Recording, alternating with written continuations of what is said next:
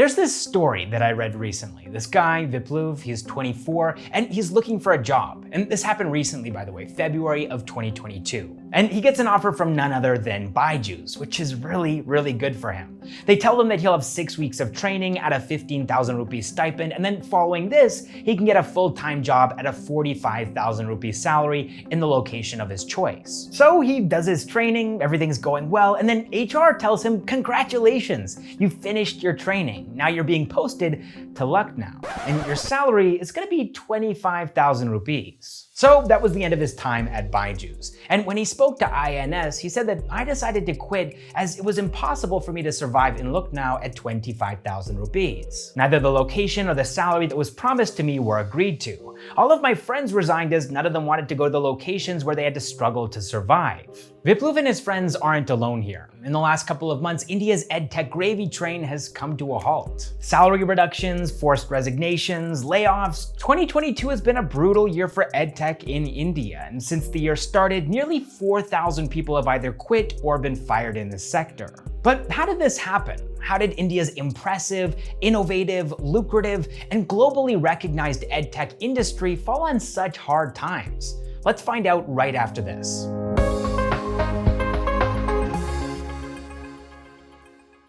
So Indian Edtech, in its current form, got its start in the early teens. You had BYJU'S in 2011, Toppr in 2013, PhysicsWallah and Vedantu in 2014, Unacademy in 2015, and a lot of these brands began their journey on social media. But what these educators didn't realize at the time was how the internet in India was about to explode. Jio came in 2016, and suddenly, uploading and watching long-form educational video content became affordable, and VCs were quick to identify the huge increase in market opportunity for Indian EdTech. BYJU'S raised more than $100 million in 2016 and became India's first EdTech unicorn in 2018. Companies like Unacademy and Toppr also raised venture capital at this time, in the hopes of tackling the dismal state of education in India. But at the end of the day, this was just an experiment, a grand experiment, and nobody was sure what the outcome was gonna be. Would these hopes and promises to investors materialize into a legitimate revolution or permanent positive disruption? Well, founders said yes,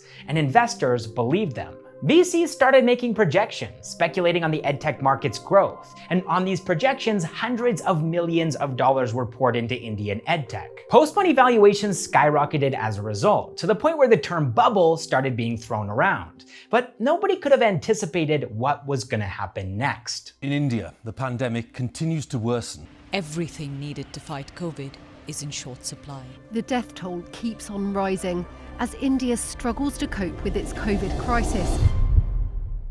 In 2020, global education moved online. Schools were shut down, students stayed at home, and EdTech, well, it thrived. Indian startups raised $10.14 billion in 2020, and more than 20% of this went into EdTech. In 2021, as the pandemic dragged on, that number more than doubled to $4.7 billion. Investor FOMO was real. Unacademy, Eruditus, Upgrad, and Vedantu became unicorns. And what did they do with these billions of dollars? Well, they pursued inorganic growth. Marketing, acquisitions, consolidation began. BYJU'S bought 13 companies. They spent $3 billion. Akash Institute, they acquired it for $1 billion. White Hat Jr., they acquired it as well for $300 million. Unacademy bought 10 companies as well. And in such a frothy market, big fish are sometimes eating up smaller fish in an effort to starve the competition. They don't necessarily need the business. They might not even know how they're going to integrate this new product or service into their existing suite. They're just eliminating these smaller fish as a source of competition and so that bigger competitors can't acquire them first. But sometimes, as a big fish, there is such a thing as overeating. See, every time you acquire a new company, you're taking on that business's expenses. And if that business has a lot of customers and it's profitable, then great, those expenses are covered. And even if it isn't profitable, investors were footing the bill in 2020 and 2021. Many schools and educational institutions were in a constant state of open and close, which created a gap for students and their parents, a gap that EdTech filled perfectly. But now in 2022, Well, things have become more stable. Schools are staying open. Students and parents don't feel the same level of uncertainty that they did during the height of the COVID-19 pandemic. And a lot of them are choosing to switch back to a mainly offline educational experience. This means declining revenue for edtech startups. They have to spend more to acquire each new customer, and these customers are bringing them diminishing returns. The projected lifetime customer value is decreasing. Suddenly, all of those acquired companies, that expansion into new market territory is becoming a liability. These edtech startups have spread themselves too thin for 2022, the new normal, which is very similar to the pre-2020 normal when edtech was a novelty, not a necessity. In February of 2022, the CEO of Lido Learning announced in front of his employees that the company was shutting down. They were facing a funding crunch. They couldn't sustain their losses. Following this, in March, Unacademy shut down their K-12 business, and in April, it was announced that they'd laid off about 1,000 people. Vidanthu was next with 200 employees fired, and then between 200 and 800 employees resigned when BYJU'S owned White Hat Jr.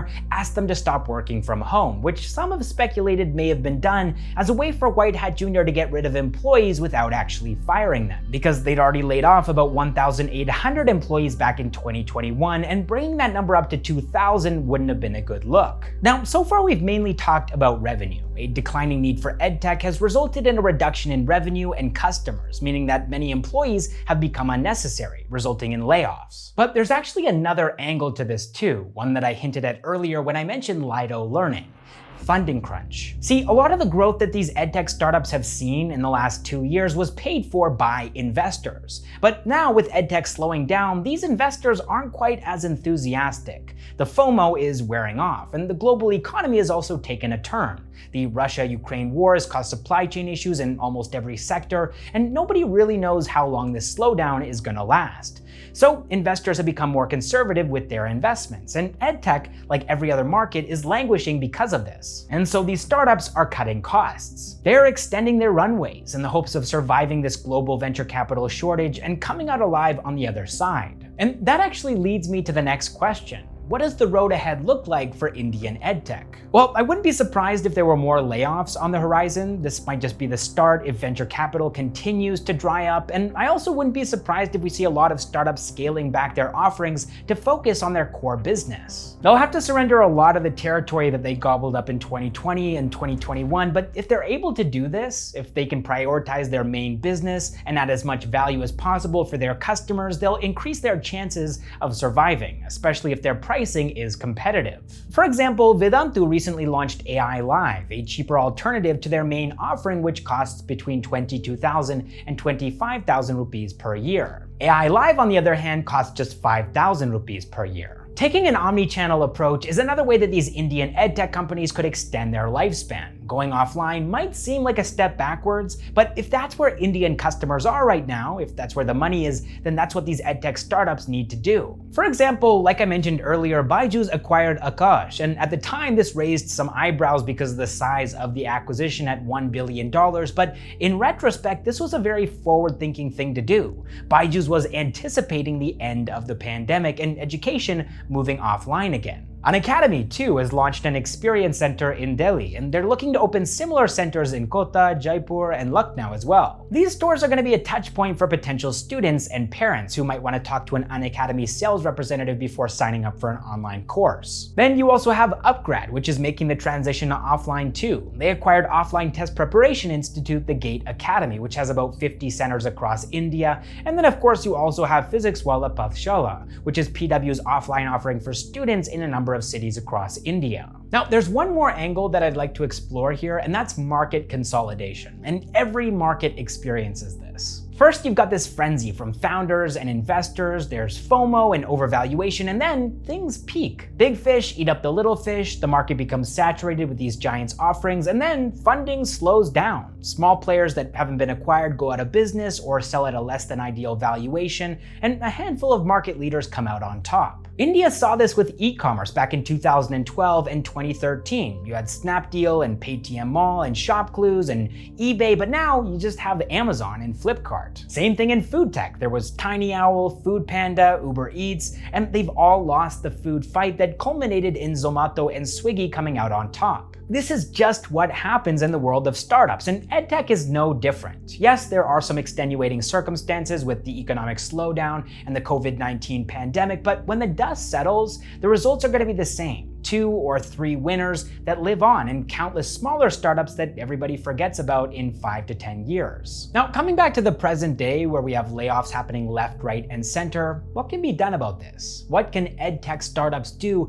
to solve this problem moving forward? Well, I think that the answer here is probably going to require a shift in the fundamentals of how these companies approach growth and hiring. EdTech startups need to establish a well-defined HR structure and policy. A hire and fire approach isn't good for optics, it isn't good for people in general, nobody wants to be fired, and it isn't efficient from a business standpoint either. Too much time and money is spent training these employees for them to be expendable. Instead, EdTech companies need to start thinking long-term with their hires. They need to be more selective, they need to hire the right people, and they need to hold on to them. They need to invest in them. And this isn't just the case with full-time employees, it's the same thing with gig workers. Thinking of them as a commodity is not the right approach. Gig workers should be seen as an investment too. They should be nurtured and upskilled into long-term employees with benefits and a salary, and hopefully even ESOPs too. Where do you think that Indian EdTech is going in the future? Are you optimistic about its future, or are you apprehensive? Let me know what your thoughts are in a comment down below, and I will see you in the next one.